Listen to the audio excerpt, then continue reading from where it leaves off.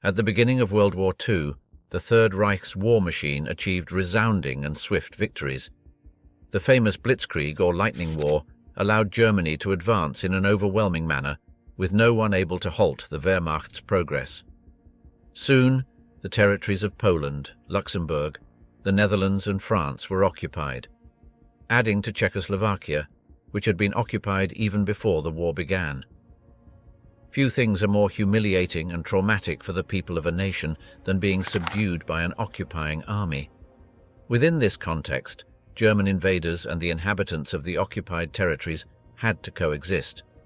Collaborators had different motivations for providing some form of assistance to the enemy. Some did it out of extreme necessity, others to get by as best as possible during the occupation, and still others simply sympathized with Nazism and fascism. But when the Allies landed in Normandy on June 6, 1944, and as the occupied territories were being liberated, revenge against those who collaborated with the enemy became almost a part of the celebrations. A complex mix of hatred, resentment, frustrations, and desires for revenge unleashed punishments that many considered savage and excessive. It was a kind of vigilante justice closer to medieval times than to the 20th century.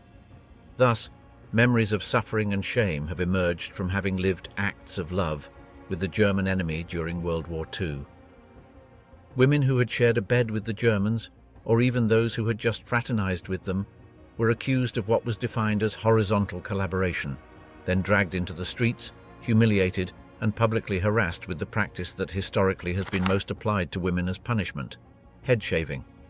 The female body became a strong identity, a national belonging terrain on which the enemy exerted dehumanizing violence to assert their virility and superiority over the female gender. Head shaving became an eminently symbolic practice of reclaiming the female body, representing in fact the specific deprivation of femininity. In practice, their bodies became a ritual battleground, a terrain for the victor's triumphant parade, a message transmitted from men to other men, a vivid proof of victory for some and of defeat for others. Survival is a category we must appeal to in order to interpret women's behavior during the war. On the other hand, we must not underestimate that some of them exploited the presence of occupying troops to their advantage. Some established relationships to enrich themselves, obtaining economic benefits during a period of severe deprivation and extreme suffering for the entire population. Others were professional informants who sympathized with Nazi fascist ideals. Women who sought to insert themselves into power dynamics, or perhaps even simply to avenge the abuses suffered by their compatriots before the war. Some, despite being engaged or married, had to support their families when the men went to the front and were dramatically forced to give themselves to the foreign enemy or to prostitute themselves. In France, women who collaborated with the Germans were accused of horizontal collaboration, a term coined to indicate all those sexual, intimate or sentimental relationships established with the occupiers during the war. Collaborating meant denationalizing, consciously renouncing one's national identity for that of a dirty Nazi, and therefore committing treason. Various historians give us some examples of what was considered collaborationism. Having continuous and close relationships with Germans, working in their service, receiving them at your table, eating, drinking, laughing with them, strolling in their company. In the era of a globalized history, a comparative approach must be used to overcome classical national analyses and to bring closer the different European contexts in which the practice of punishing collaborator women took place, with head shaving being the punishment, if not the only one, certainly the most visible in wartime. It is estimated that around 20,000 French women were shaved in the national territory, but punishments for collaborator women also occurred in nations like Belgium, the Netherlands and Italy during the liberation of occupied territories between 1943 and 1945. During World War II, women who had established relationships with the enemy were considered unfaithful, regardless of whether they had slept with him or not, and were therefore liable to be shaved bald, stripped naked, and exposed to humiliation in the public square. The presence of the crowd becomes indispensable for the punishment to achieve the desired goal.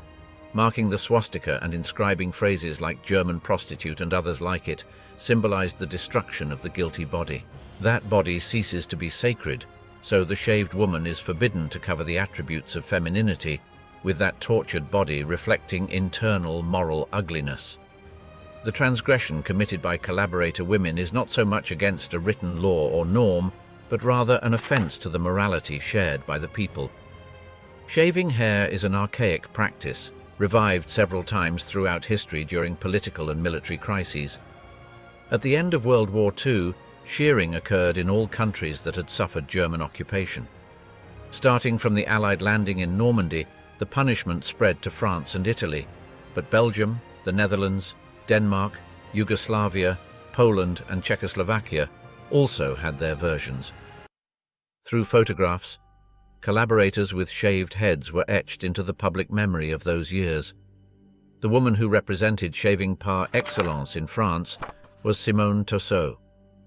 In a photograph taken by photojournalist Robert Capa on August 16, 1944, we observe the young woman shaved and marked with a swastika on her forehead, harassed by the crowd surrounding her as she embraces a newborn baby, one of the children of shame, or children of Nazis, witnesses of shame. The image was published in the American magazine Life the following month, and then reproduced in numerous newspapers. The shaven woman of Chartres soon became world famous. Touseau was 23 at the time, and during the German occupation, she worked as an employee in the Office of Interpreters of the German occupiers. Simone sympathized with Jacques Doriot's French Popular Party, the closest to the Nazis. But her main fault was having had a relationship with a German soldier with whom she had a daughter. The soldier's name was Erich Goss, then 32 years old. Goss was in love with Simone and intended to marry her, but history separated them. He was sent to the Russian front, while Simone would serve 26 months in prison. The shaven women finally became the symbol of a rediscovered virility and highlighted the relationship between women and men who, humiliated in the war, could not protect their country. In 1868, American activist and leader of the early feminist movements for women's emancipation, Cady Stanton wrote, "The male element represents a destructive, resolute, selfish, excessive force, lover of war, violence, conquest and greed, which generates discord, disorder, disease and death in both the material and spiritual world. Look at the blood and cruelty shown on the pages of history." There is no need to recall that the liberation of Europe was a complex period on a human level. Feelings of joy and enthusiasm on the one hand were mixed with fear and sadness on the other. Also, to cement this collective joy, the population vented against women who had relationships with German soldiers, highlighting the darkest aspects of the human soul. An instrument of revenge, if you will, to retaliate against those who had made themselves known in public places during the war, in affectionate attitudes with the enemies. In fact, during the war, showing oneself in the company of the enemy broke the boundary between the public and the private, transforming an intimate relationship into a political act. Sexual relations, therefore, are not displayed, but are scandalous. In reality, most of these women experienced these relationships as an act of carelessness or even recklessness. In the Netherlands, they were known as Moffenmeiden, women associated with the enemy. In Belgium as Moffenhoren, German prostitutes, and in France as femmes maboche, Nazi women. These terms were all equally derogatory. Displaying shaved hair in public became an act of ridicule and mockery before the population. Shaving women required careful execution and organization. While the shearing before the liberation was carried out in secret, at the end of the war, collaborators were taken to a public place and exposed to the crowd. This organizational and methodical aspect gave the event an almost official character. Often, groups of armed men violently pulled the victims out of their homes. In front of the population, the victim's body was subjected to humiliating acts: head shaving, sometimes marked with swastikas, the body covered with tar and feathers. The women were forced to walk naked through the streets of urban centers where they were mocked. Some were beaten or stoned and, in the worst cases, executed. The same procedure was carried out in villages scattered across the different territories. The direct judge was first and foremost the people, composed of resistance fighters, but also of ordinary people, women, men, children, and the elderly who accompanied those who cut their hair. The Coco Chanel case, fashion and controversy in the Nazi era. The famous designer Coco Chanel also had a significant stain on her impeccable suit. She established very intimate relations with the German secret agent and Hitler's confidant at the German embassy in Paris, Baron Hans Gunther von Dinklage, even before the war, and she did not hesitate to continue them during the occupation. They lived together in a luxurious suite at the Ritz Hotel, and it is suspected that Coco even worked as a German spy. She did not regret having committed herself to the Germans. On the contrary, it gave her many benefits. The Jewish Wertheimer family owned 90% of Chanel's perfume rights. Without their financial contribution, Coco would never have started production. Therefore, the Arisation laws fitted perfectly with her interests. Not only did the Wertheimers flee France, but with the help of her Nazi cronies, Coco acquired the entire business for herself, despite the Wertheimers previously transferring their share to their non-Jewish friends. How did Coco fare after the liberation of France? She knew very well how to handle herself. With her lover von Dinklage, she travelled to neutral Switzerland and stayed there to be safe until 1954. Only then did she set out to resurrect her brand. Surprisingly, it was the Wertheimers who supported her financially. Enemy love. Italian women caught in the bond with the German enemy. The 2-year period from 1943 to 1945 in Italy was a period full of tensions, exacerbations, attitudes, and individual choices that marked men and women on both sides, the fascists and the anti-fascists. Thus, we reach the final stages of the war with a heavy emotional and psychological burden that perhaps, in part, can help to understand the violence that erupted at the time of the liberation. The enraged people decided to take revenge, judge and punish those who had caused so much pain in over 20 years of dictatorship, and eradicate the evil of fascism from Italian society. The acts of revenge are remembered in the testimonies as necessary, almost as if they were a national cleansing from which the rebirth of a country tormented for too long by the war could emerge. However, even in this context of collective atonement, a reflection on those unjust practices to which women accused of collaborationism were subjected cannot be missing. The cases collected in Italy over the years are not enough to quantify the phenomenon, nor allow for a conclusive analysis, but they acquire significant historiographical value as exemplary testimonies documenting the shearing of women as a consolidated practice. The phenomenon, in Italy as in France and other territories involved in the war, was complex and diversified and did not only affect the insurrectional phase, but lasted at least until the end of 1945. Furthermore, the victims of head shaving were not only Republican fascists with precise and detailed faults, but also women were punished for merely being wives, girlfriends, mothers of Republican fascists, lovers of Republican fascists, and German or American soldiers. It is worth noting the complexity of the situation experienced in Italy in those years. Mussolini had exercised power from 1922 until July 25, 1943, the day the fall of fascism occurred. From then on, the vendettas against women began, often regardless of whether they had been militants in fascism, but simply for being related to one of them. Many had been harboring a hatred of fascism for over 20 years. On the other hand, from that moment, the Germans went from being allies of Italy to being their enemies. King Victor Emmanuel III appointed Marshal Pietro Badoglio as the new head of government, but Italy would be occupied by the Germans until liberation by the Americans. The Americans would also be considered by many as an occupying army. The end of fascism was not the end of a few years of occupation by a foreign enemy, but the end of over 20 years of tyranny. There was much anger and a great thirst for revenge. In this sense, it is appropriate and necessary to explain that the barbaric and archaic punishment of shearing often results in a useful gesture to channel anger and avoid more serious acts of violence by a people clamoring for vengeful actions. An example of this is a ruling by the Bergamo court, which, in the trial against a partisan, initiated by an actress whose hair had been violently cut, acquitted the accused, stating that the haircut was necessary in the interest of public order and the same interest of the poor wretches, objects of popular hatred. For the judges, shaving represented the lesser evil, being an outrageous act, but one that exhausted the entire penalty without affecting any inalienable or imprescriptible rights, such as the right to life or even the fair integrity of the person. Lída Baarová. the woman who bewitched Joseph Goebbels in Nazi Germany. From beloved and highly sought-after movie star to traitor, later exiled and forgotten second-rate actress. Mediocre in her acting, but lovable and beautiful like no other. A lover of power circles. A victim of turbulent times. This was Lída Baarová, who died at the age of 86 in 2000. Born Ludmila Babkova, the actress was the daughter of a municipal official and an opera singer.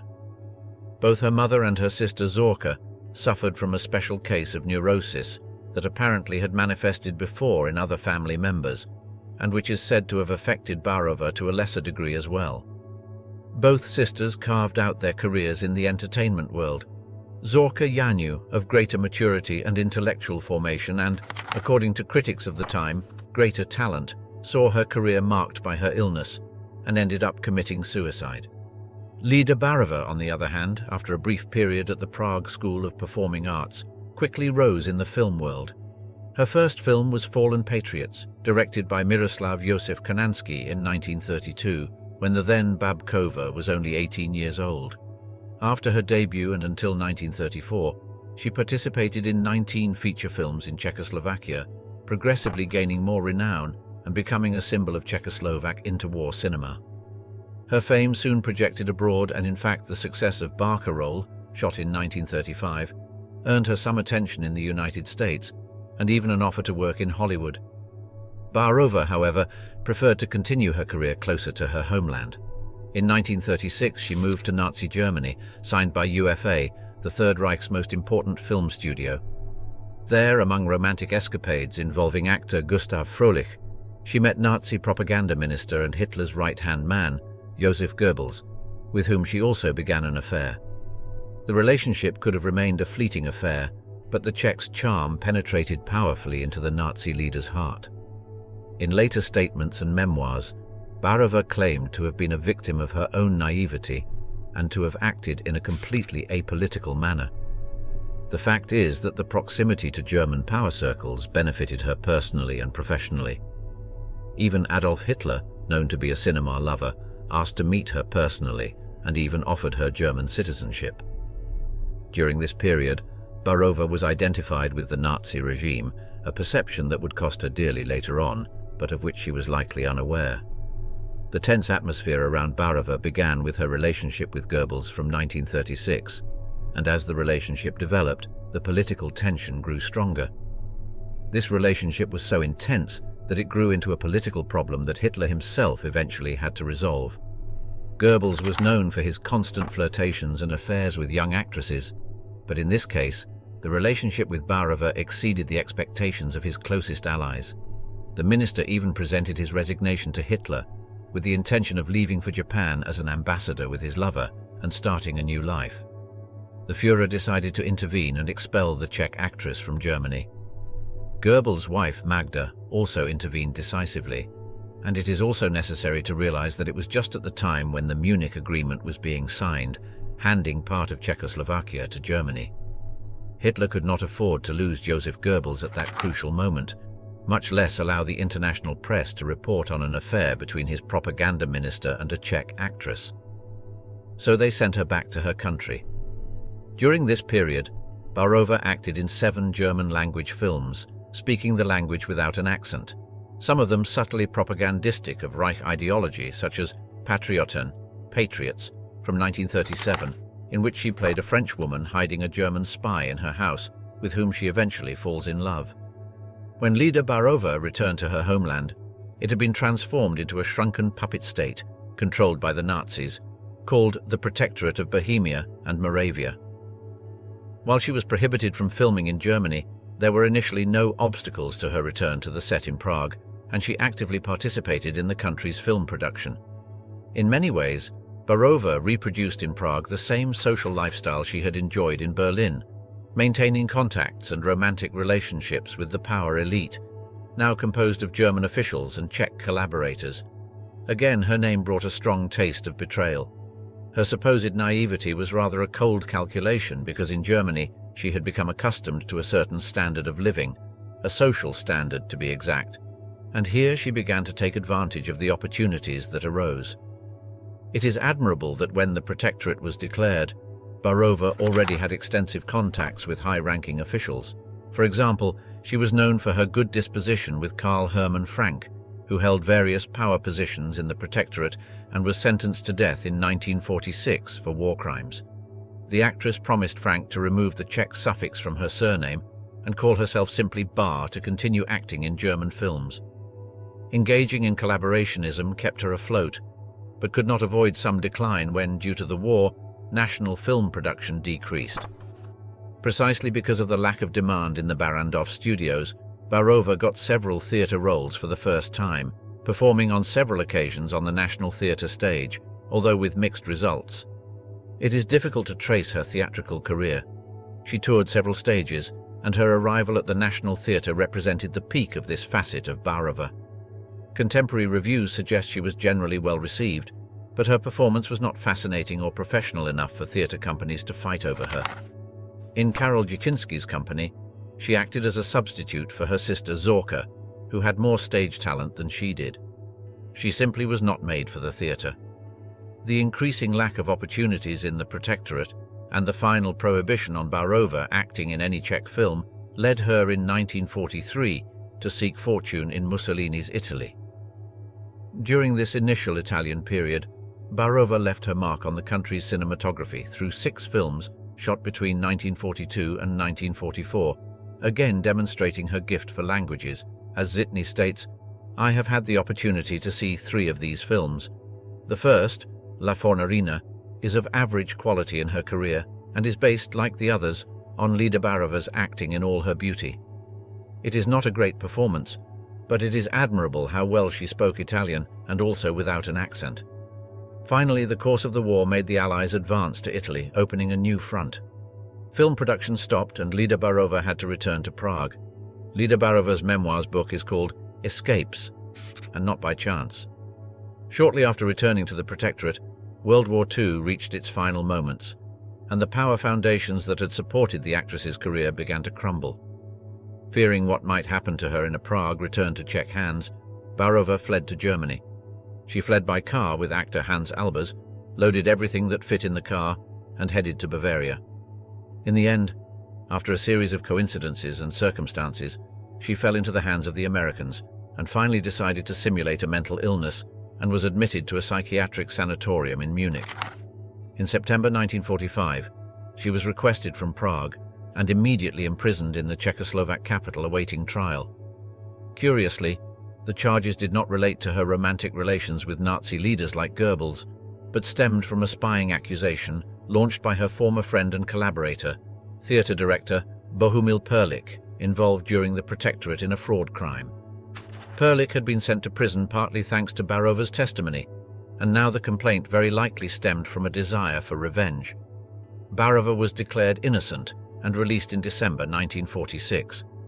Due to her involvement in the German film industry during the occupation, she was banned for life from filming in Czechoslovakia and was fined, resulting in the confiscation of the villa the actress owned in Prague. The former film star still faced many twists and turns. Shortly after leaving prison, she married Jan Kopecki, a puppet theatre owner and nephew of the communist interior minister, possibly also due to the favourable treatment Baarová received for her collaborationist past.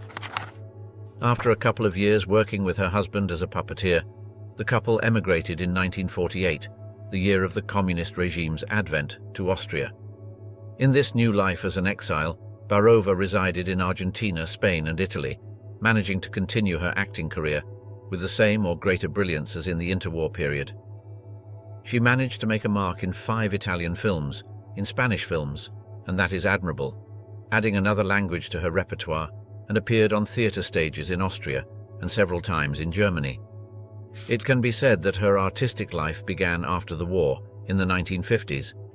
In Spanish, Baarová shot 7 films in just 2 years, between 1956 and 1957.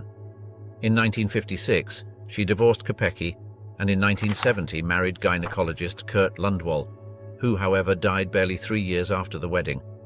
In the 1960s, her career stagnated and she disappeared from the film world, except for a small role in Rainer Werner Fassbinder's film The Bitter Tears of Petra von Kant. In 1999, she was one of the interviewees in the documentary Hitler's Women, in what was her last appearance on the big screen. Lída Baarová died in 2000 in Salzburg at the age of 85, an anecdote about propaganda minister Joseph Goebbels. When it came time towards the end of the war, when he thought it appropriate to burn all his private documents, his aide, von Oven, would remember that the minister was looking at a collection of old photographs. He suddenly stopped at one and showed the young man the portrait of a woman. "Look," he said, "this is a beautiful woman." Von Oven looked at the photograph. It was of Lída Baarová. Goebbels stared at the face in the photograph for a few moments and then tore the photo with his hands. "To the fire with her," he said. "Descendants of Nazis, children of collaborators in Belgium and the Netherlands." During World War II, thousands of children were born in Belgium due to relationships between Wehrmacht soldiers and local women.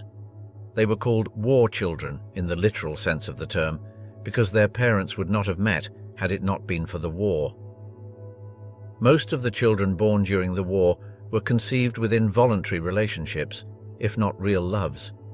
Unlike World War I, when German troops terrorized the civilian population, the Wehrmacht had strict orders to behave courteously towards women. Rapes were rare and even punished. During the war, German soldiers were not allowed to marry women from occupied countries with whom they had affairs. Therefore, the companions, prevented from becoming legitimate wives, found themselves alone, often pregnant, in the midst of shame and social isolation. Some chose to abandon their secret children in orphanages or put them up for adoption, hoping to regain a normal existence and perhaps hoping for a life away from the social stigma for their children. Others decided to keep them despite the difficulties and sufferings that were not spared and despite their capacity to sustain their children continuously being questioned. During childhood, mothers tended not to tell their children about their German ancestry. Answering the questions which the children often asked, also driven by the curiosity or malice of their peers, meant renewing the sense of shame and admitting faults they did not have. Most of them only discovered their paternal origins at an older age. Some managed to meet their fathers, while others did not even have the chance to meet their biological mothers. Historical research in the Netherlands states that over 140,000 girls and women came into contact with the German occupier between 1940 and 1945.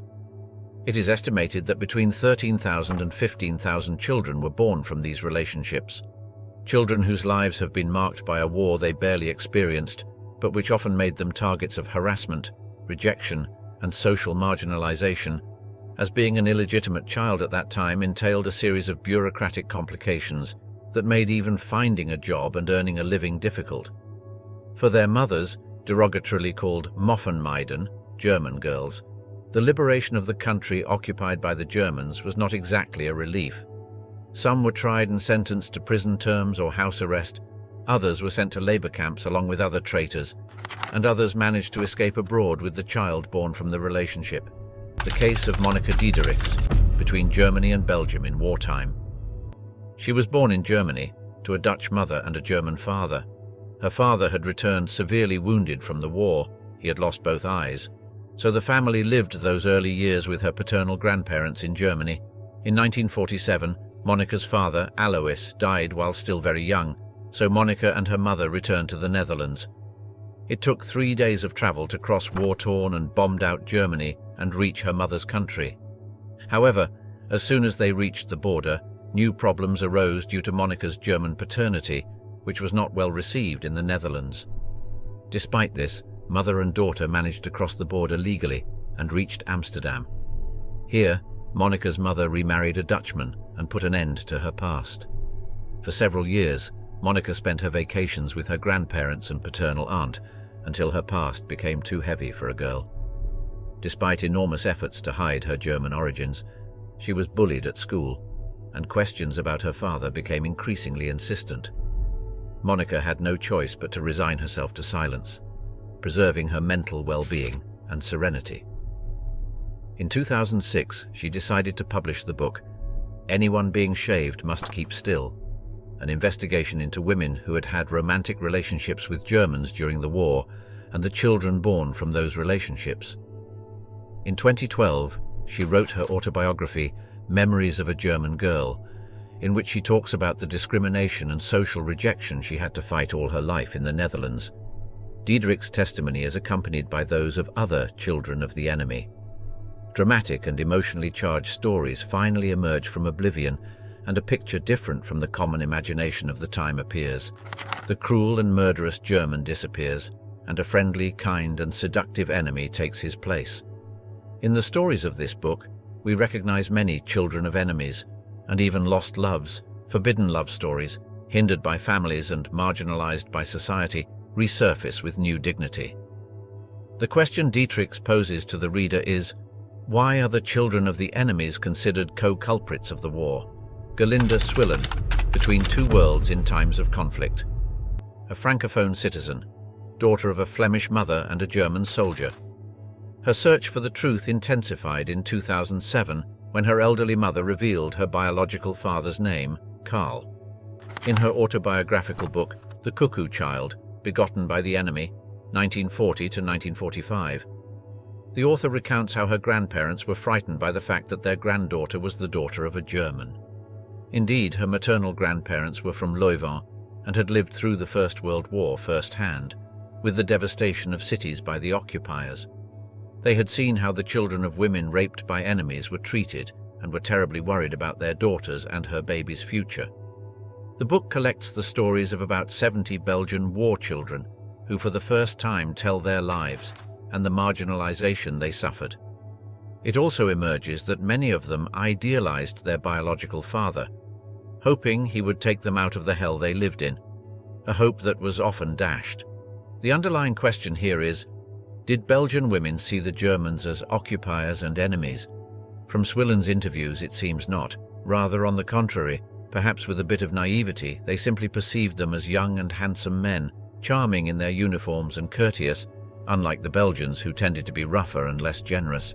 Born of Mystery, the case of the ABBA singer and the experiment in Norway. Annie Frid Lyngstad, or Frida, was born on November 15, 1945, 6 months after the end of World War II. When the Third Reich's forces capitulated across Europe and their troops fled from Norway after 5 years of occupation, Sinni Lyngstad was left alone with her mother. She was single, 3 months pregnant, and beginning to endure the contempt of the entire village of Balingen. To the neighbors, Sinni and other thousands of peasant girls were considered prostitutes and traitors to the nation. But she had only fallen in love with Alfred Haase, a Wehrmacht soldier, when she was 16 years old, and now that the war was over, she carried the fruit of a reproduction program for the improvement of the Aryan race, known as Lebensborn. This program was created by Schutzstaffel SS leader Heinrich Himmler to biologically expand Nazi ideology, encouraging soldiers to have Aryan children with racially fit women, not only in Germany, but also in occupied territories like the Norwegian village of Bjorkesen, where Sinni Lyngstad's daughter was born. Her mother, plunged into absolute poverty and repudiated in her own country, baptized her as Annie Frid Lyngstad, but she later became known as Frida, the singer of ABBA. The legacy of Frida, the story of the ABBA singer and her connection to Nazi heritage. Annie Frid Lyngstad's mother suffered a calvary that lasted at least 2 years. In the village, it was rumored that she had gotten pregnant in exchange for a bag of potatoes, but she truly loved Haase, a young and handsome German soldier who had suddenly disappeared at the end of the war and of whom she never heard again. After the capitulation, the post-war hatred towards the descendants of German soldiers was so great that Norwegian government psychologists, responsible for reporting on the children and their single mothers, concluded that women who had fraternized with Germans were of limited talent and as social psychopaths, some of them seriously backward. Just like Frida, at least 12,000 children were born in Norway under the Lebensborn plan, but the program was cut short with the Nazis' fall, and beyond the fact that thousands of them were interned in psychiatric institutions, most were expelled from the country with their families decimated and accused of having begotten future monsters who could resurrect Nazism. After 2 years of siege and discrimination, Sinni Lyngstad, her mother Arntein, and the little Frida, or the German bastard, as she was called in the village, emigrated to Sweden to start a new life far from the indelible stigma of the Lebensborn program. Settled near Stockholm, Frida's mother died a few months later, partly from kidney failure, but mostly from the sadness of having to raise a child alone, without resources or state support. Frida was left in the care of her grandmother Arntine, a seamstress and promoter of the girl's meteoric artistic career. Frida had a broad solo career that began before ABBA and continued long after the Swedish group disbanded.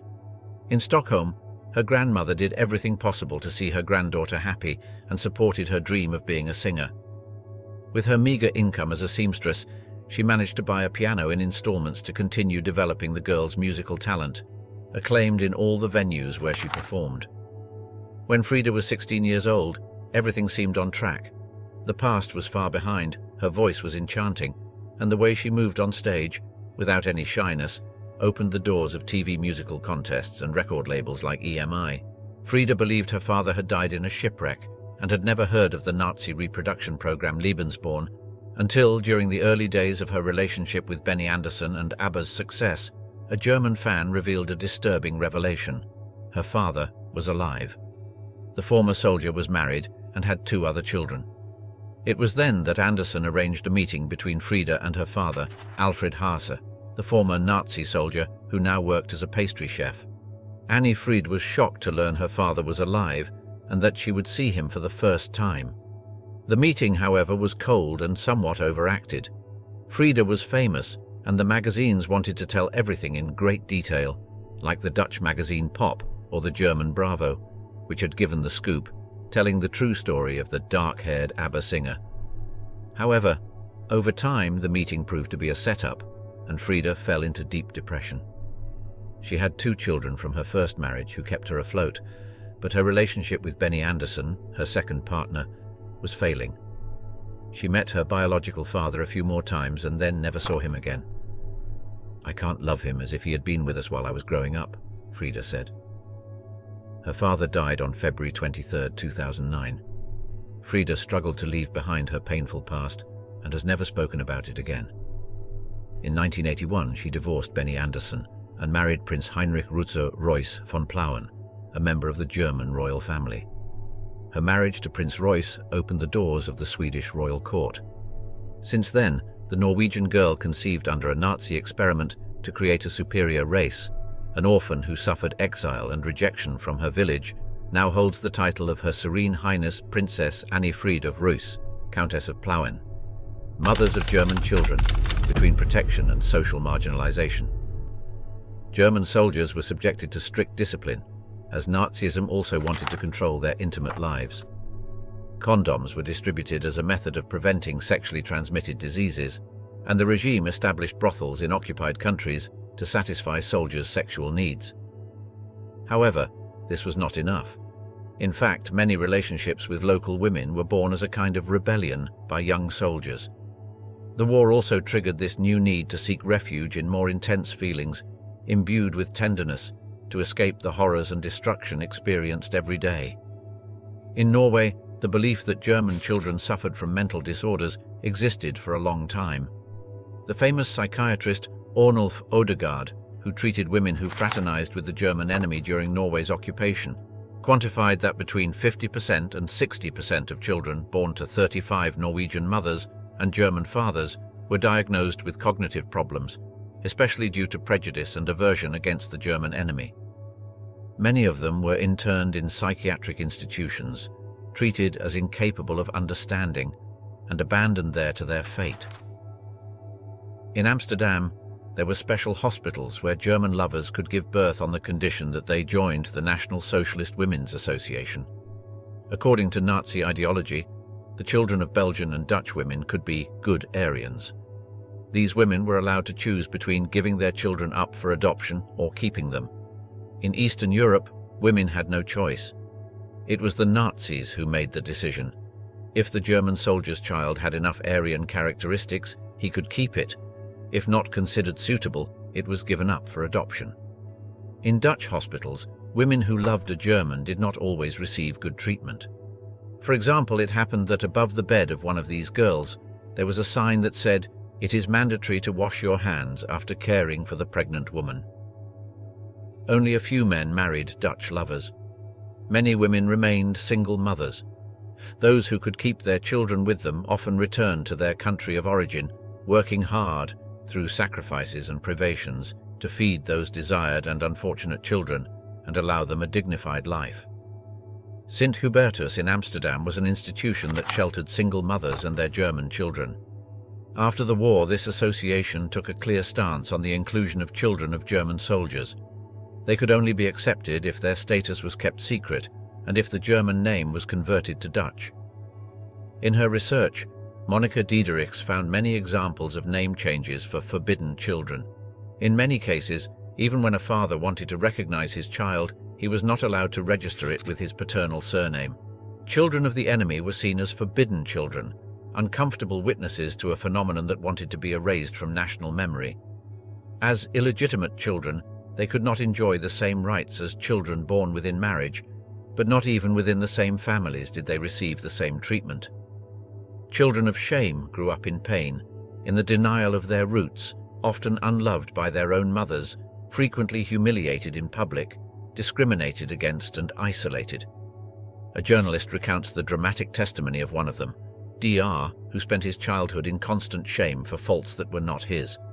His maternal grandmother, in fact, detested that Nazi son who dishonored her and the whole family, and repeatedly punished him with painful and humiliating practices, provoking the laughter of the whole community that continuously insulted and mocked him. In Germany, before the enactment of the 1969 law on the legal status of children born out of wedlock, illegitimate children were entirely excluded from the father's natural inheritance, as they were not considered his descendants. After the law came into force in 1970, this right was recognized for natural children, but not for those born before 1949, who were already 21 years old at the time the law came into force. This inheritance right is often why biological relatives refused to meet the children of war. On the one hand, relatives feared they would claim inheritance rights, and on the other hand, the children only wanted to be recognized as such and reclaim their denied origins and identity. Reunion with the past, family union through the search for German fathers. Many years after the end of World War II, children of shame decided to reveal their identities, began to tell their stories, and search for that German father they had often never known. This is the case of Delorme Hoffmann, who in 2005, after the publication in Le Figaro of Jean-Paul Picaper's book Cursed Children, founded the association Heart Without Borders in France. The association, which has about 200 members, brings together all the children born to French mothers and German soldiers, offering concrete help to rediscover their origins and obtain dual citizenship from the National Assembly or the Bundestag. The reference point for this research is the German office in Berlin, an archive created in 1939 that contains all the files of German soldiers involved in various capacities in World War II. Each year, the service handles around 500 requests from children of war seeking their German origins. The association's secretary, Chantal Lecointrec, is herself a child of shame. Without roots, it's like living halfway, she said in an interview. I finally got to tell my story, but I already lived my life. I did it too late. But even if it's too late for us, we're here to help others. Those being born now, we're here so they don't feel alone, so they don't have to suffer what we suffered. A childhood without love is an abyss of loneliness that takes years to get out of. The object of elimination from the collective memory of post-war Europe was the love stories between German soldiers and women from occupied countries. In fact, the dominant rhetoric at the end of the conflict was one that prescribed women to return to their family roles and procreative and maternal duties. Many of the facts involving women prosecuted for collaboration relate to romantic and sexual relationships, which are intimately intertwined with wartime events. During the liberation, women were punished for not conforming to the dominant model of demanding loyalty to the nation, their husbands and boyfriends. Sexual relations with the enemy were not only judged as betrayals, but demonstrated enjoyment of autonomous and independent freedom and sexuality that was impossible to leave unpunished. For having betrayed the nation, women were shaved in public so their guilt would be immediately visible, stripped, beaten, insulted, subjected to mockery and humiliation, while the sad spectacle was experienced by the population as if it were a party. Among the various motivations that pushed women into the arms and beds of the enemies during the war, the simplest and most banal has been attempted to be eliminated and erased: love. Some relationships between German soldiers and local women were love relationships. Reckless, naive, superficial, wrong, immature, dangerous, dramatic, long or fleeting, these love stories have been forgotten by chronicles and historiography, just as the children of shame born from these relationships have been attempted to be forgotten. For those children, childhood was often dramatic, with strong psychological repercussions that continued into adulthood. Some were abandoned in orphanages and institutions. Others lived in families that continued to see in them the ignominious mark of shame and illegitimacy. Some mothers found themselves raising their children alone amid 1,000 difficulties, amid distrust and scorn for having been enemy lovers and traitors to the homeland. Despite the attempt to erase this dark page of the liberation from national memory, the stories of witnesses who were children of war have begun to emerge and reclaim their identity, freeing themselves from the shame and guilt they never had. A complex and diversified phenomenon that spread throughout Europe during World War II, with markedly misogynistic roots that push us, also in light of the new social changes we are experiencing, to reflect on the condition of women and the discrimination that, especially in times of strong crises, affect the female gender.